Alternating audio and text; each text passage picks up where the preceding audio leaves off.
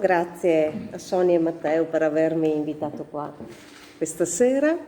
E allora io voglio partire proprio da quello che è il tema del mese, cioè, correggimi Sonia eventualmente se sbaglio, che è quello di come parlare in maniera corretta di questo progetto, giusto? Sì. Sì, datemi una conferma che magari ho capito male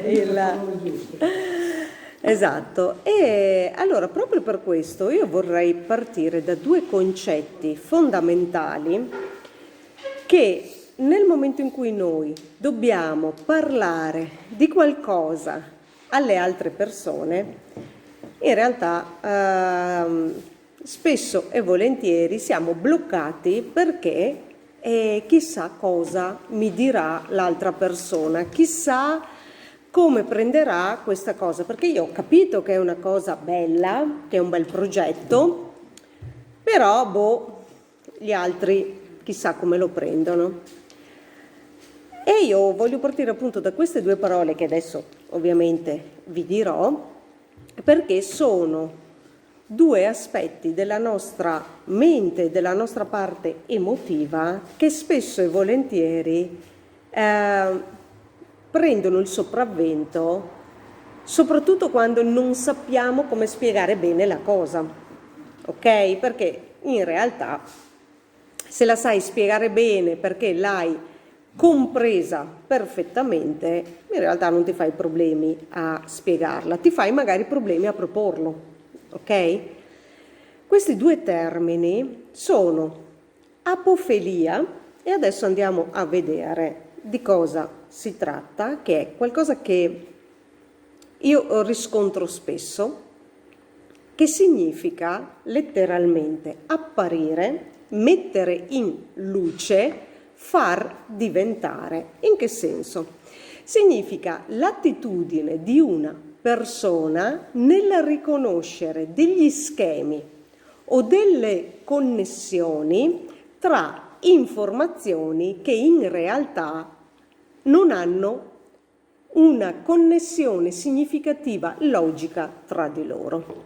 Mi spiego in termini molto più semplici. Adesso vi ho dato la definizione, ma vediamolo nella vita di tutti i giorni.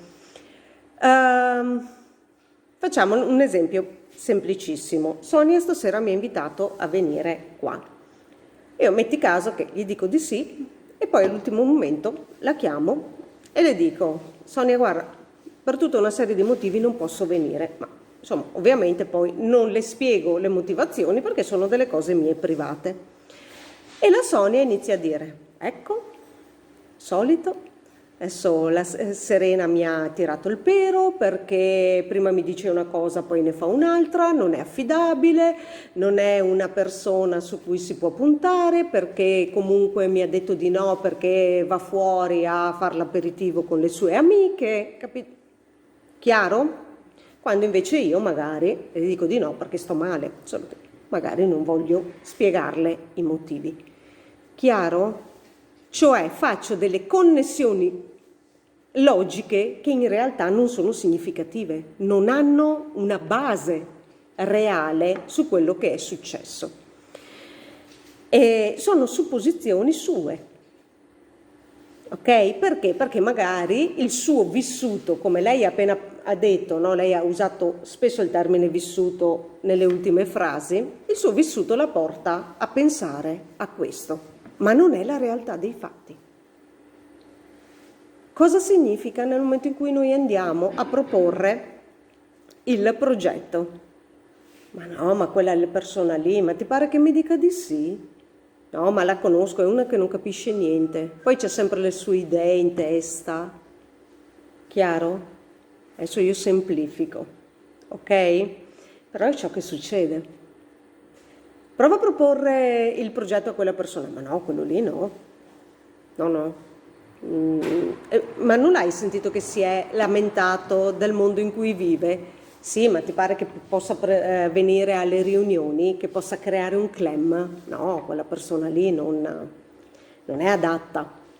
Cioè delle supposizioni a prioristiche relative alla persona, quando magari poi sappiamo che è la cosa più semplice. Vi è mai capitato, adesso io non so se qualcuno di voi ha un negozio, eccetera, vi è mai capitato di entrare in un negozio e magari c'è una commessa che non vi considera affatto, perché magari non vi considera adatta al tipo di merce che ha nel negozio?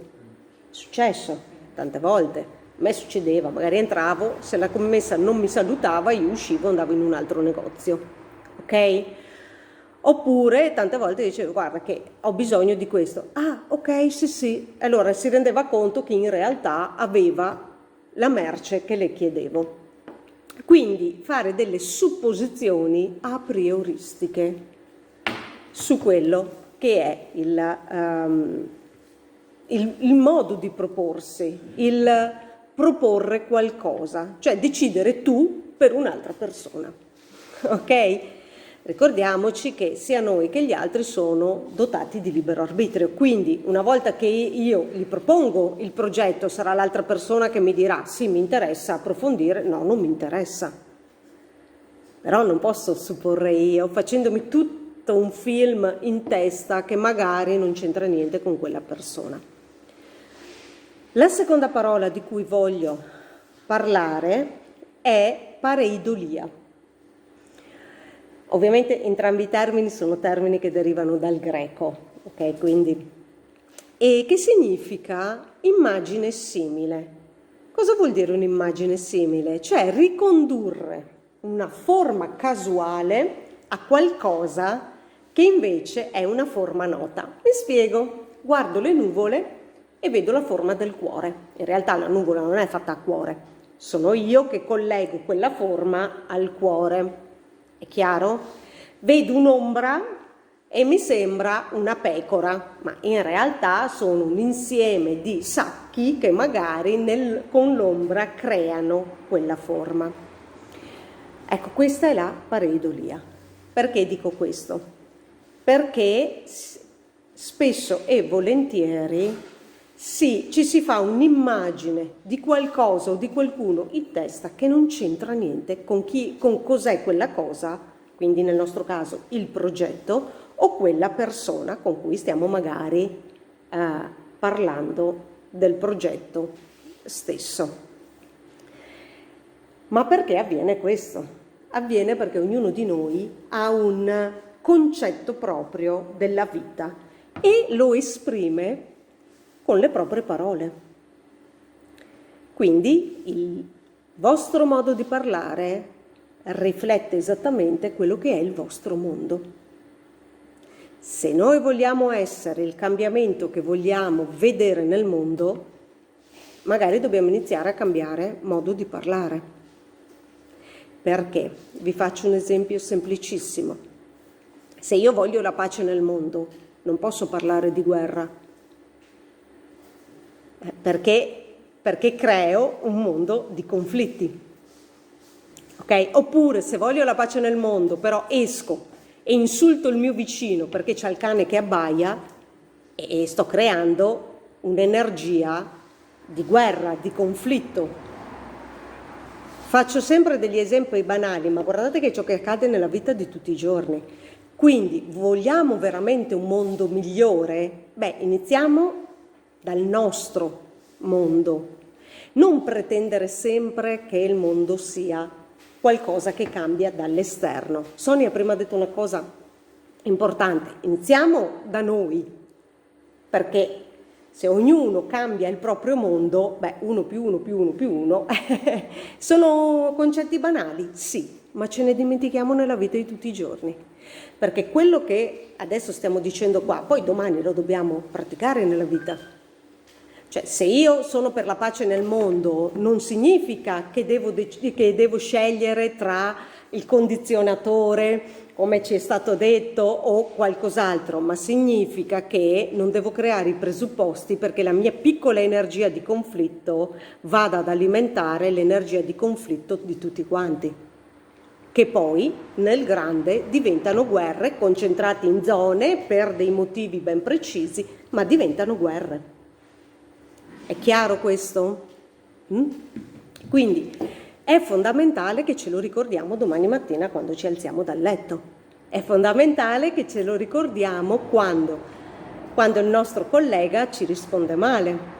È importante che ce lo ricordiamo quando nostra mamma, nostra moglie, che magari è presa da 20.000 cose, ci risponde male. Ma non perché ce l'ha con noi, ma semplicemente perché in quel momento io rappresento il suo conflitto. Quindi partiamo da queste piccole cose. Invece di dire, ma cosa ti ho fatto? Iniziamo a dire, posso fare qualcosa per te?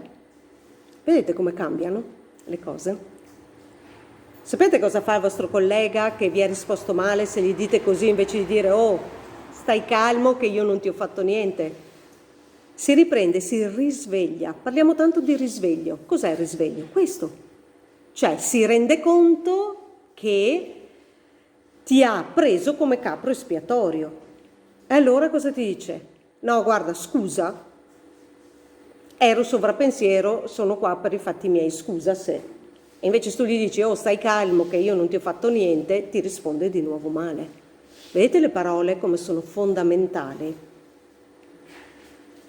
Però, ripeto, ce lo dobbiamo ricordare domani, quando inizia la vita di tutti i giorni, quando nostro figlio ci risponde male, quando nostra moglie e nostro marito ci rispondono male, o non ci rispondono, o sono sovrappensiero. Invece di dire, oh, guarda che sei qua in compagnia con noi, c'è qualcosa che posso fare per te? Vedete come cambia il mondo a partire dalle piccole cose? Quindi, come faccio a proporre un progetto del genere spiegandolo nella maniera corretta? Beh, è semplice, invece di parlare di quello che c'è di male nel mondo, parlate di quello di bello che si può costruire. Quindi quando è semplice, la vita è molto più semplice di quello che noi pensiamo, la rendiamo difficile noi. Perché? Perché pensiamo troppo, perché pensiamo mettendoci nella testa degli altri. No. Se uno tanto non vuole partecipare al progetto, alla fine ti dice di no, oppure ti blocca e ti dice guarda è una cosa che non mi interessa. Benissimo, si rispetta l'opinione dell'altra persona. Ok? Noi siamo sempre qua, se vuoi, perché ricordatevi una cosa, non potete cambiare l'idea di nessuno, non potete convincere nessuno, non potete imporre niente a nessuno, perché poi quella persona può venire una volta, 2, 3, poi si allontana. Quindi noi non dobbiamo convincere qualcuno, non dobbiamo imporre un qualcosa che dice no, io ho la verità assoluta e solo questo. Sappi che c'è. Ti fa piacere approfondire? Se uno ti dice di no, è inutile insistere. Perché io dico sempre, e se avesse un progetto lui o lei da proporti e a te non interessa? Ti farebbe piacere che insistesse? No, perché ricordatevi che noi possiamo cambiare solo chi vuole cambiare veramente. Quindi è inutile insistere. Beh, sappi che ci sono. E sei sempre il benvenuto o la benvenuta per conoscere. Perché se no succede cosa? Ammasse di persone, 1 mese, 2 mesi, 3 mesi e poi vi salutano. Quindi lavoro inutile, per niente, parole sprecate. Si dice, per chi crede ovviamente a questa cosa qua, che in Atlantide, ormai insomma iniziano ad esserci anche dei riscontri archeologici in questo, però si dice che in Atlantide, per esempio, all'inizio della civiltà atlantidea, la parola non esistesse. E un po' alla volta però si è formata. Perché? Perché gli Atlantidei comunicavano tramite immagini, dopodiché hanno dovuto stabilizzare tutta una serie di sviluppo del pensiero che ha portato alla parola, ma la parola creava. Un po' quella che noi oggi chiamiamo gli incantesimi, la magia, ok? Dio disse luce e luce fu, ok? La creazione in realtà noi la possiamo profanamente chiamare magia, ok? E non sprecavano parole, le parole erano sacre, le utilizzavano solo, esclusivamente per ciò che serviva. Ecco, questo è il consiglio che io do a tutti quanti. Quando utilizzate le parole, utilizzatele in maniera corretta. Non utilizzatele per offendere qualcuno, non utilizzatele per parlare male degli altri o dei progetti degli altri. Parlate del vostro, di quello che si può costruire, non di ciò che si può distruggere degli altri. È un aspetto molto importante. E come faccio a proporre un progetto o a invitare una persona ad una serata informativa? Beh, di certo se ci vai con la faccia triste, hai paura a chiedere, non hai il coraggio di dire che fai parte di un progetto, beh, dall'altra parte si sente, percepisci un'energia di rifiuto. Quindi bisogna farlo con entusiasmo. Se credi veramente in quel progetto, lo proponi con entusiasmo. Con questo non significa che tutti vi diranno di sì, però dobbiamo anche iniziare ad accettare l'idea che esiste anche il no e quindi il libero arbitrio dell'altra persona. Quindi concentrate le parole solo con chi vuole veramente ascoltare. È da lì che si parte. Perché? Perché succede esattamente la parola che ho appena detto, l'altra persona ascolta. Altrimenti vengono, si fanno i fatti loro e ed è tempo sprecato per tutti.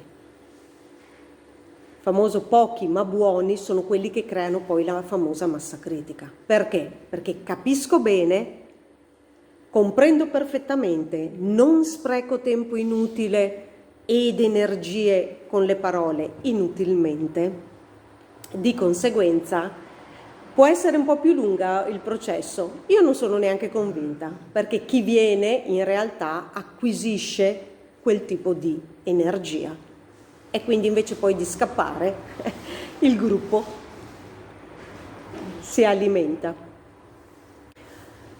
Voglio chiedere a voi se avete qualche domanda da fare in merito. Sì, qualche esempio terra-terra. Esempio terra-terra. Arrivo, siamo in un negozio, siamo in fila, stiamo aspettando il nostro turno e tu inizi a dire: non è possibile, ma guarda qua come siamo messi, hanno aumentato di nuovo la benzina, e guarda la sanità, ho prenotato una visita, me l'hanno data fra un anno. Cioè uno fa in tempo a morire, non ci si può più spostare con la macchina, non si può andare in viaggio perché sono più i soldi di benzina che non tutto il resto, hanno aumentato anche adesso quando vado a fare la spesa, vedo che spendo molto molto di più e io che sono di fianco a te ti dico: ti piacerebbe cambiare, che il mondo cambiasse? Cioè non è, mi sembra di capire che questo non è quello che vuoi. Tu mi dici: no, ma dai, ma ti sembra che si possa andare avanti così? E la mia domanda sarebbe: sei disposto a partecipare ad un progetto che possa aiutare il mondo a cambiare? Non è possibile domani però, perché dobbiamo costruirlo questo mondo migliore. E tu mi dici: beh sì, sarebbe bello. Bene, allora guarda, facciamo così. Fra una settimana noi facciamo una riunione dove lo spieghiamo anche ad altre persone. Tu sei qua della zona? Sì, bene, lo facciamo qua vicino a 5 chilometri. Sei disposto a venire? Adesso è ovvio che... Sì, oppure dico: guarda, se mi dai la tua email, se mi dai, perché a volte magari chiedere subito il numero di telefono, magari le persone sono un po' restie, però se mi dai una mail ti mando l'invito. Oppure so già dove si svolgerà, guarda, saremo lì mercoledì sera alle 21. Vieni, sei il benvenuto, sei invitato da me. Capisci? Oppure ti do io il mio numero di telefono. Guarda, ti lascio il mio numero di telefono, se ti va quella sera mi chiami e c'è il posto prenotato per te. Capite quanto è più semplice? Poi se ti fa ulteriori domande, allora lì vai a scavare. Però parlate di progetti, parlate di quello che può essere fatto. Io sconsiglio vivamente di dire, vedete quelli là, ecco quelli là non hanno capito niente, intanto rubano sempre, sai classico, quando si parla del politico si dice sempre, rubano, non fanno il loro lavoro, ecco invece di parlare di queste cose qua, diciamo guarda, il nostro partito politico ha questo programma. Cambiamo domani? Non possiamo, dobbiamo creare la massa critica, dobbiamo essere tutti quanti insieme, perché se ognuno si fa i fatti propri, la massa critica non la creiamo.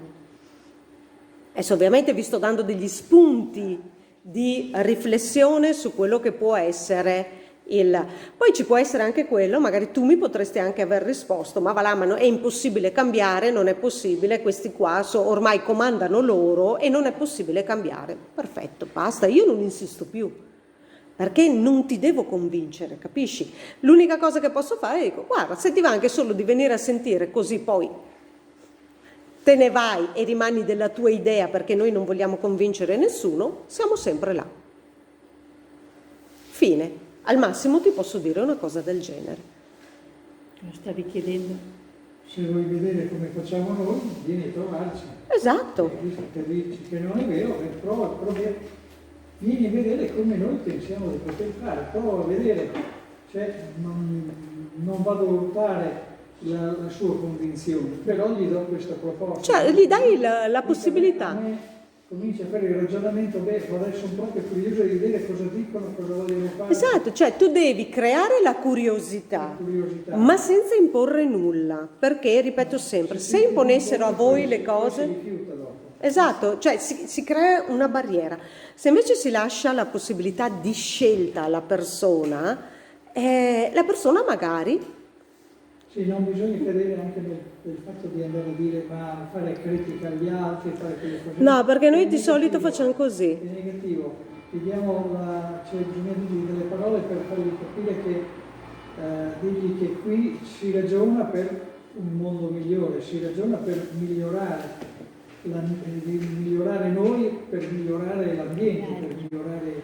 Certo. Più siamo meglio è. Certo, il discorso è cambiamo domani. Cosa facciamo io e te? Cosa facciamo? Niente, no? Però se non cominciamo... Però se ci mettiamo insieme possiamo iniziare. Tanti da poter dire la nostra o costituire una presenza nell'ambiente, nelle società, nelle cose. E poi si possono anche prendere in mano viene fuori anche un bello spunto di Lugno, e quello è un fatto, che è più difficile dirlo che farlo, perché sembrava che fosse, come anche adesso il discorso del polemico, è più difficile spiegarlo, dirlo, che farlo, perché farlo una volta che fai le azioni è una cavolata, cioè non è un niente farlo, invece di trovare un sasso e dargli un calcio, no, lo prendo e lo metto giù, e io ho fatto meglio, ho reso il sentiero più fruibile. Certo. Detto la prima cosa che mi sono Certo, però questo è quello che accade tutti i giorni. E allora è proprio un atteggiamento diverso, bisogna avere anche un sentimento diverso di come si affrontano le cose. Perché se sento il cane che rompe le scatole, perché hanno sempre il cagnaccio là, che abbaia, se ne fregano, perché però disturba alle 5 del mattino. Ma allora invece di insultare il mio vicino, gli vado a parlare e gli dico guarda, riesci a tenerlo in casa? Perché veramente io stanotte non ho dormito. Cioè capisco, lui è un cane, capisco, cioè, però... ci hanno pensato i suoi vicini. No, però è quello che io sto dicendo, non andare là... Perché poi si dice, ma Putin ha invaso l'Ucraina. Sì, ma tu cosa fai col tuo vicino? Vai là con la scopa in mano e vuoi o picchiare il cane o comunque inizi a offendere il tuo vicino. Cioè, è la stessa cosa, in maniera più grande, però alla fine è la stessa energia. Non è aspettando che siano loro che si avvicinano al progetto che si fa numero. Bisogna parlare. D'altronde, se voi andate in un ristorante dove avete mangiato bene, non lo dite subito il giorno dopo a qualcuno e un progetto così non va forse divulgato, senza nulla togliere ai ristoranti, sia chiaro, però anche i ristoranti potrebbero beneficiare del fatto che poi il progetto Mondo Migliore diventa qualcosa di molto più concreto. Questo intendo. Come si fa a cambiare il proprio modo di parlare? Beh, innanzitutto noi dobbiamo capire che le parole hanno un significato ben preciso e quindi dobbiamo imparare anche il significato delle parole. Perché se io utilizzo una parola perché l'ho sempre utilizzata o perché penso che significhi una cosa e in realtà ne vuol dire un'altra, beh, il mio mondo si creerà in base a quella parola che io dirò sempre. Faccio un esempio molto banale che faccio sempre, ma giusto per dare l'idea della cosa. Io voglio avere una sicurezza nel lavoro o voglio avere una certezza? Perché a seconda di quello che volete si crea la vostra vita. Se volete il lavoro sicuro, beh, sappiate che dipende sempre dalle decisioni che prendono gli altri, cioè il vostro titolare, i vostri superiori, i vostri anche colleghi. Se volete il lavoro certo, non è detto che sia quello per tutta la vita, ma la certezza cos'è? Che qualsiasi cosa accade, io un lavoro lo trovo o lo creo. Capite la differenza? Quindi se io voglio sicurezza nella mia vita, sappiate che finché volete sicurezza tutto dipenderà dall'esterno. Capite? Semplicemente come modificando alcune parole noi possiamo creare un mondo già diverso. Quando ci succede qualcosa, si alzano gli occhi al cielo e si dice: Signore, o universo, ognuno ovviamente la parola, però è solo per dare l'esempio, dammi la forza di superare questo momento, giusto? Bene, poi ve ne succedono magari delle altre, cioè perché poi inizia tutta una concatenazione di cose. Di solito si dice quando ne inizia una, sia in senso positivo sia in senso negativo, ci vanno dietro. E certo, tu hai chiesto la forza, tu non hai chiesto il potere di affrontare quella cosa, ma hai chiesto la forza. Chi di voi ha mai fatto sport? Chi di voi è mai stato in palestra? Come si fa ad aumentare la forza in palestra? Si tira su più peso. Quindi se io chiedo a Dio, all'universo o a chi per esso di darmi la forza, mi darà delle altre prove complicate da risolvere. Allora, non chiedete dammi la forza, dammi il potere, perché il potere non è quella parola che è stata declinata in maniera negativa e che non c'entra niente. Perché quando si dicono gli uomini di potere, quelli sono gli uomini di dominio. Il potere è un'energia illimitata che appartiene a tutti noi, quindi il potere è mio personale. Quello è dominio. Perché loro dominano? Perché io rifiuto il potere. Perché siccome mi hanno detto che il potere è qualcosa di negativo, perché gli uomini di potere sono quelli che ci fanno di tutto, ecco allora che rifiuto quella parola. Ecco allora che io non voglio essere potente. E allora sottostò a quello che mi dicono gli altri. Ma il potere è ciò che ci fa sviluppare il libero arbitrio. Il libero arbitrio è la scelta, le decisioni che siamo in grado di prendere ogni giorno. Perché, come ha detto Sonia prima, le decisioni o le prendete voi o le prendono gli altri. A voi la scelta, se prendere le decisioni che riguardano la vostra vita o farvi scegliere dagli altri. Giusto o sbagliato? Non c'è un giusto o uno sbagliato, c'è una responsabilità poi delle conseguenze. Però se vi fate scegliere dagli altri non potete poi lamentarvi delle scelte che fanno gli altri, le dovete subire. C'è anche chi preferisce questo e infatti, come dicevo, non c'è un giusto o uno sbagliato, dipende da quello che io voglio. Però di solito le persone che arrivano per conoscere questo progetto sono persone che vogliono decidere, che vogliono scegliere, non farsi scegliere. Quindi è fondamentale. Vedete come le parole ci cambiano la vita, ma soprattutto lo dobbiamo volere, non desiderare. Altre due parole che spesso le utilizziamo come sinonimi, come forza e potere, come sicurezza e certezza, perché la volontà prevede una vostra azione in direzione di quello che volete. Il desiderio è mi piacerebbe, quindi rimane tutto un condizionale, però aspettando che siano gli altri a decidere. Il desiderio, proprio dalla parola desidera, senza astri. Cosa vuol dire senza astri? Si dice avere le stelle favorevoli, avere gli astri favorevoli, no? Desiderio è non ho gli astri favorevoli a fare determinate cose. Bene, me le creo gli astri favorevoli. Esiste il libero arbitrio. Non è che perché Saturno è lì non posso fare una cosa o Marte è dall'altra parte, allora sai, non posso farlo. No, esiste il libero arbitrio. Marte è lì perché mi sta dicendo una cosa, se stai fermo succede questo. Saturno mi dice se non fai niente succede questo. Ma tu puoi fare qualcosa, puoi scegliere, puoi decidere di fare qualcosa. Perché la vita non è ciò che voglio o che non voglio che mi accada, ma come io decido di affrontare ciò che mi accade.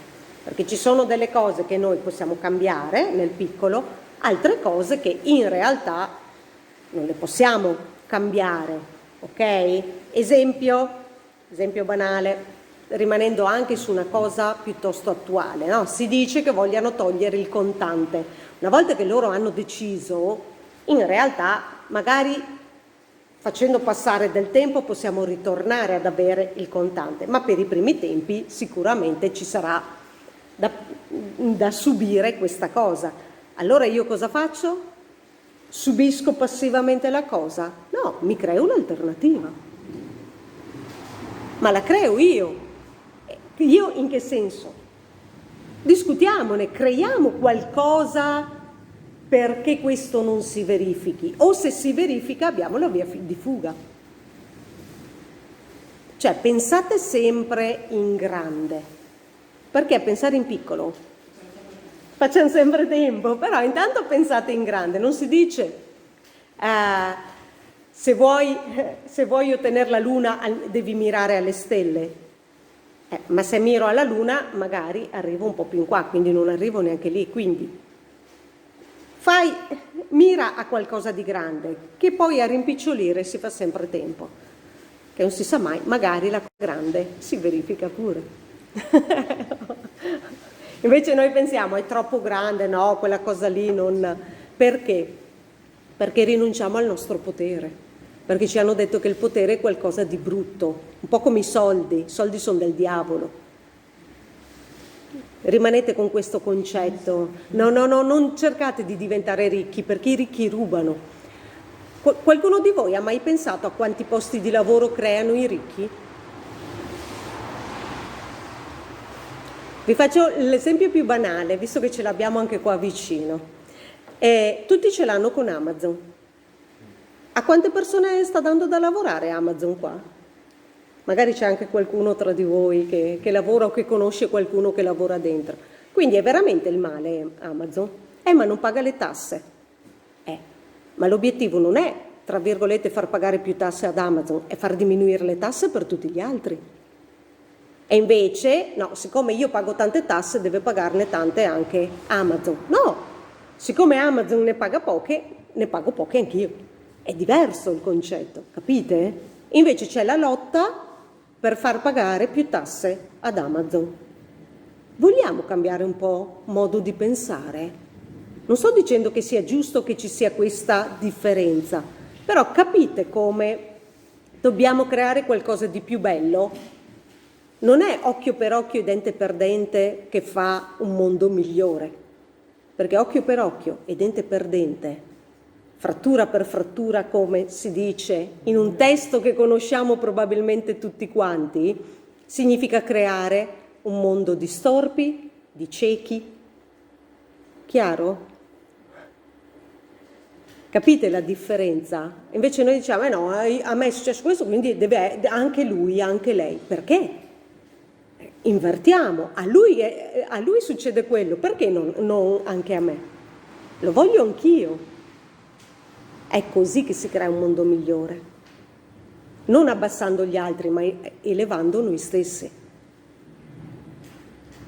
Ecco perché vi dico, non parlate male degli altri, non parlate male degli altri progetti, parlate bene del vostro. Utilizzate le parole come si faceva nell'antichità solo quando devono essere utilizzate e sempre per qualcosa di bello. Perché oggi, meno male che le parole non creano immediatamente, ci saremmo già autodistrutti. Ok? Quindi oggi per fortuna c'è bisogno di un po' più di tempo, però volete sapere in che mondo state vivendo voi personalmente? Fatevi registrare 10-15 minuti finché state parlando di qualsiasi cosa con una persona qualsiasi. Trascrivete quello che avete detto e andate a vedere quali sono le 5 parole che avete utilizzato di più. Quella è la media della vostra vita. Quindi utilizzate, come va oggi? Utilizzate male o non bene? Utilizzate bene o non male? Perché quello fa la differenza. È così che si inizia a cambiare il mondo, cambiando il nostro. Perché ricordatevi che le nostre cellule sono in ascolto della nostra voce, cioè le mie cellule della mia, quelle della Sonia della sua voce, quelle di Matteo della sua voce. Quindi quali sono le parole che io dico alle mie cellule che poi diventano delle informazioni per il DNA? Il DNA dice alle cellule quale chimica andare a produrre. La mia è una chimica di felicità o è una chimica distruttiva? Produco cortisolo o produco serotonina? Capite la differenza? Perché è un'informazione ben precisa, la parola che io esprimo.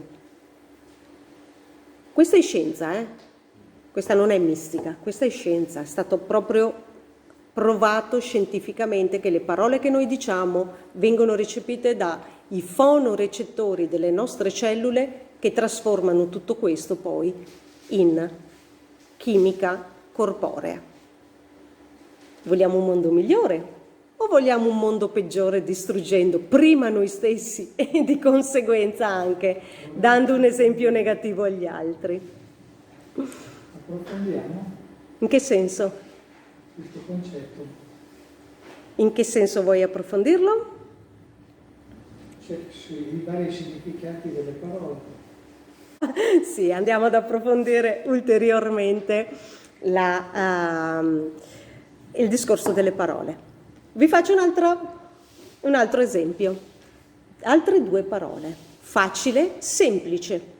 Volete una vita facile o volete una vita semplice? Stamattina ho fatto l'intervista ad un'amica che lei aveva letto il mio libro qualche anno fa e dove mi ha fatto venire in mente appunto questo esempio che avevo fatto. Se io oggi vi dico in questo momento, pensate ad una ragazza facile e pensate ad una ragazza semplice. Avete 2 immagini diverse, vero? Esatto. Quindi capite come le parole cambiano la nostra realtà? Magari è sempre la stessa persona, però se io dico che è una ragazza facile, vi fate tutti un'idea. Se dico che è una ragazza semplice, ve ne fate un'altra. La differenza tra facile e semplice, adesso togliete il discorso ragazza e prendete solo le 2 parole. Facile significa che accade così. Quindi, come il discorso di sicurezza dipende dall'esterno. Semplice c'è la vostra esperienza. Il primo giorno di scuola non è facile scrivere, ma può diventare semplice dopo che ho imparato l'alfabeto, ho imparato a scrivere le sillabe, poi le parole, chiaro? Quindi diventa semplice scrivere, perché c'è la vostra esperienza. Non è facile. Quindi volete una vita facile o una vita semplice, perché se la volete facile, nel momento in cui cambiano le condizioni esterne, non c'è più niente da fare. Se volete una vita semplice, vi dovete applicare, ma qualsiasi cosa accade, ne venite fuori. Credenza e fede. La credenza è qualcosa che appartiene a qualcun altro che vi dice che esiste e voi dite ok, è vero, pur non avendo esperito. La fiducia è qualcosa che voi avete esperito sul campo, di conseguenza per voi è vera. Io faccio sempre questo esempio. Per chi è credente, credete in Dio o avete fiducia in Dio? Perché se credete in Dio è un po' dura che vi ascolti, ma se voi avete fiducia in Dio, Dio o l'universo, sempre come ovviamente volete poi declinarlo, capite la differenza? Io ho fiducia in Dio perché ho avuto esperienza io personale, perché mi sono resa conto che quando prego mi risponde. Allora ho fiducia. Credo è qualcuno che mi ha detto che esiste, allora vabbè, prego perché mi hanno detto che esiste.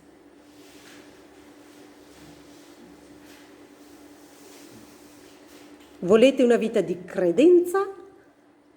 È quindi sempre qualcosa che dipende dall'esterno o qualcosa che riguarda una vita di fiducia? Perché avete esperito e sapete che è così.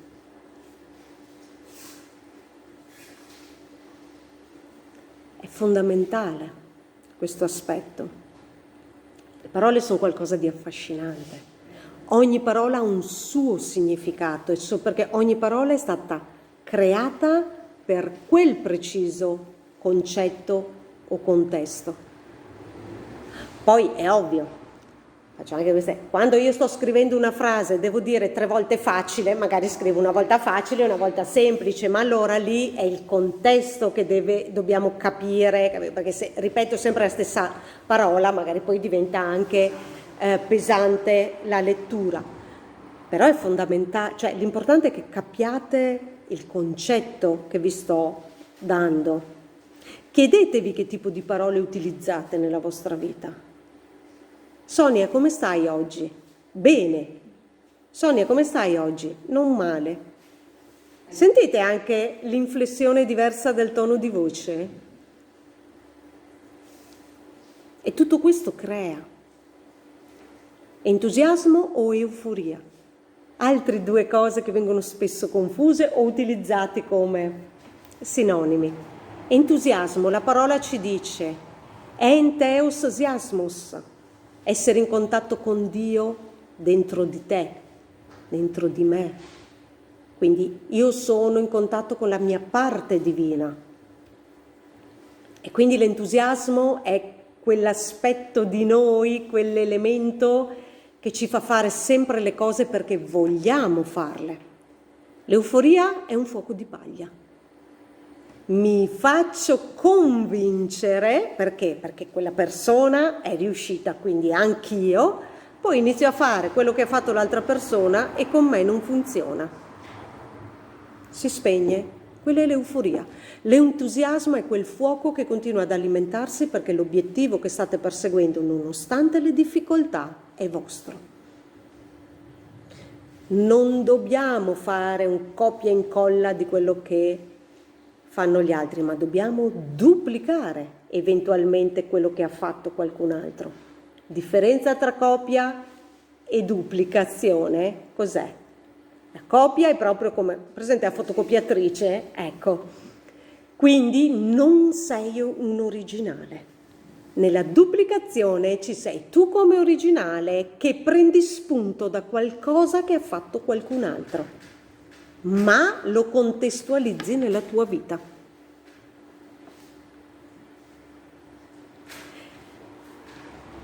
C'è Picasso, ok, che è l'originale, c'è chi copia Picasso e c'è chi duplica Picasso. Cioè prendo spunto dal suo modo di dipingere, ma mi faccio i quadri miei. È chiaro?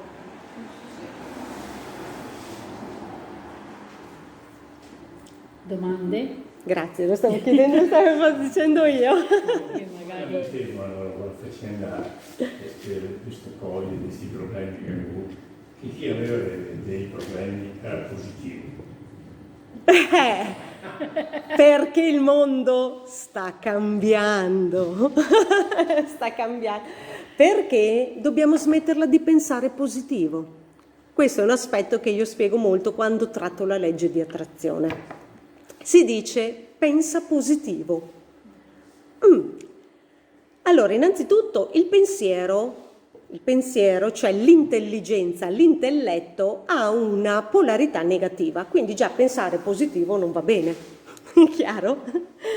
Perché? Perché il positivo in realtà sono le azioni, la parte pratica, l'intelletto è la parte negativa, le emozioni sono la parte neutra. Quindi, come vedete, già qua non va bene. Quindi per forza chi aveva problemi era positivo. Noi dobbiamo rivalutare cos'è la negatività e cos'è la positività. Provate a pensare semplicemente perché un minerale sia organico deve essere caricato negativamente. Allora diventa utile al nostro corpo. La luce che entra nel nostro corpo e che ci fa bene è caricata negativamente, non è caricata positivamente. Capite come dobbiamo cambiare paradigma in tutto? Non significa che dobbiamo pensare negativo e quindi fare quello che dicevo prima, cioè il mondo è brutto, sono tutti cattivi, questi ci vogliono distruggere, eccetera, eccetera. Attenzione, può anche essere vero, ok? Ma io voglio rimanere in quel paradigma o voglio iniziare a cambiarlo quel paradigma? Perché stasera che siamo, adesso non so in quanti siamo, in questa sala, io ho una prospettiva di questa sala, Matteo ne ha un'altra, lei ne ha un'altra. Quindi se descriviamo questa stanza, ognuno la descrive in maniera diversa, ma stiamo sempre parlando della stessa stanza. Qualcuno potrà dire, ma è spoglia, è un posto vecchio, qualcun altro può dire, wow, che belle, ci sono le bandiere. Capite? Eppure siamo sempre nella stessa stanza. Qualcuno può dire c'è un caldo incredibile, qualcun altro può dire wow, fuori sta piovendo, ci sono i lampi, wow. Chiaro? Vedete come siamo noi a decidere cosa fare. Mi hanno impedito di lavorare per 2 anni e mezzo. Ok, non posso fare quello che facevo prima, mi sono ricreata qualcosa, non dico di diverso perché in realtà non era diverso, ma fatto in modalità diversa. Ho iniziato ad utilizzare di più il web. Ok, preferisco ovviamente le cose in presenza, però utilizziamo il web, utilizziamo quello che viene definito l'etere. L'etere è l'elemento primordiale dell'universo. L'etere è dove ci sono tutte le informazioni. Allora, quali informazioni vogliamo tirar fuori dall'etere? E infatti, se noi andiamo su internet e cerchiamo qualcosa, cosa facciamo? Diamo un'informazione di quello che vogliamo ricercare. Ecco, facciamolo anche nella vita di tutti i giorni. Ma per ricercare e trovare quello che vogliamo, dobbiamo utilizzare le parole giuste. Perché se io voglio la pace, non posso parlare di guerra. Vi faccio un esempio che ho fatto tante volte. Nel 2016, quando presentai appunto il libro Comunicazione Efficace a Milano, feci proprio questo esempio. E Obama ha vinto il Nobel per la pace, questo lo sapete tutti, ma con Obama sono iniziate 9 guerre nel mondo. E se voi andate ad ascoltare il discorso di pace, in teoria, di Obama, sapete qual è la parola che lui ha utilizzato più spesso durante quel discorso? Warrior, esatto. Aveva intenzione di fare delle guerre? Boh, non lo so, non è che posso dirlo ovviamente, magari anche no. Però questo suo modo di parlare ha confermato quello che è successo poi dopo.